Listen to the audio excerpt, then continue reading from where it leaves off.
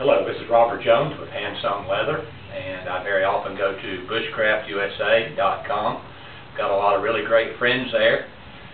Learned a whole lot, and today I want to show you the way I make sheaths. I've got my friend Mark Emmerling. I'm going to tell you more about Mark here in just a moment. But Mark has done a great deal in helping me make sheaths. He's been with me really for several years. Quite some years ago, when I first got my sub-forum, I posted a thing about how I do business and explained that I had help, so I'm not a solo maker. I actually enjoy not being a solo maker and kind of training people to walk along with me, and Mark has really been the best example I've ever had of that in a lot of different ways, and so he makes sheaths.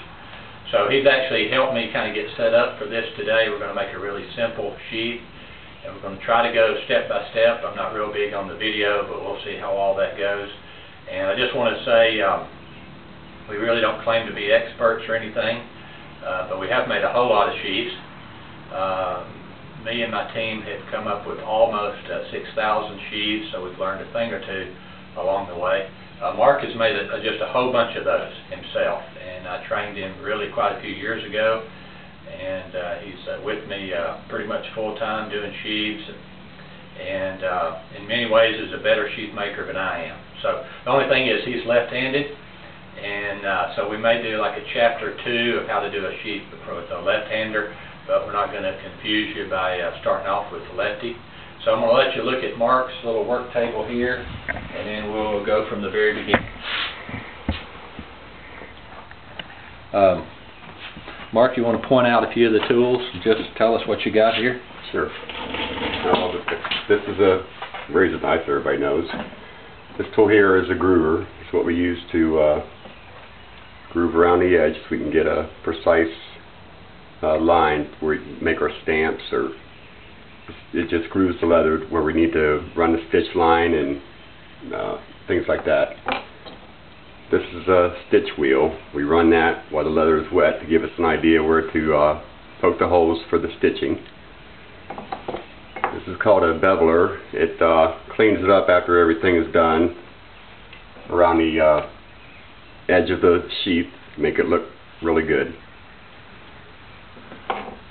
This is our awl. It's what we use to poke the holes in the leather with to stitch it up. It's a nylon string, of course. We use hammers to stamp the snaps in. This is one of the tools used for that. It's one of our snaps.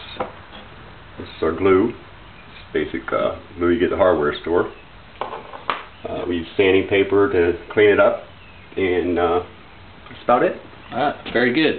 So we're going to take a pattern, and we'll cut it out and go from there.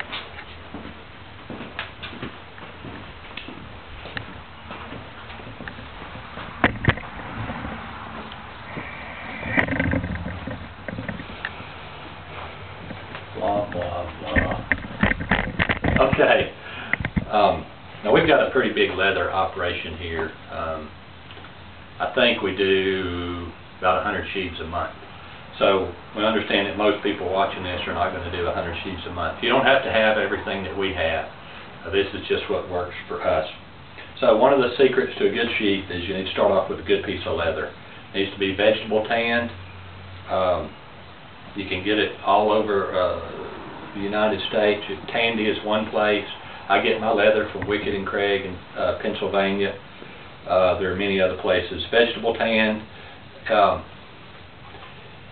You want it as thick as it can be, but still able to work it pretty good. And I found that to be holstered vegetable tanned leather to about 8-9 ounce.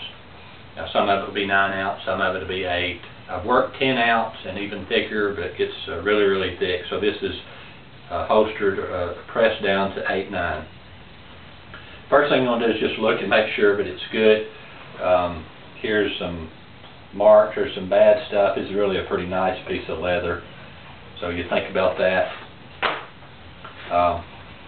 Make a paper pattern. I use manila folders. I like a long belt loop because a lot of the people that buy my sheaths are rendezvousers. Rendezvousers have wider belts. A long belt loop will fit a wide belt and a short belt, a short belt loop will only fit a small belt. So that's why I do that. Simple fold over sheath, fold it over like so, sew that down there. Anyway, we draw it out. Maybe can you see this, or is that's okay? I try to save as much leather as I can. I may get two. I'm going to try to. I'm not going to waste anything here. Just going to draw this out with a pen. Get your paper pattern right. Paper's a whole lot cheaper than leather. If you make a mistake in the pattern, let it be in the paper stage. And we're going to speed some of this up, but it doesn't take long to do this. I'll pick it up and show it to you. Anyway, we're not going to use our paper pattern anymore.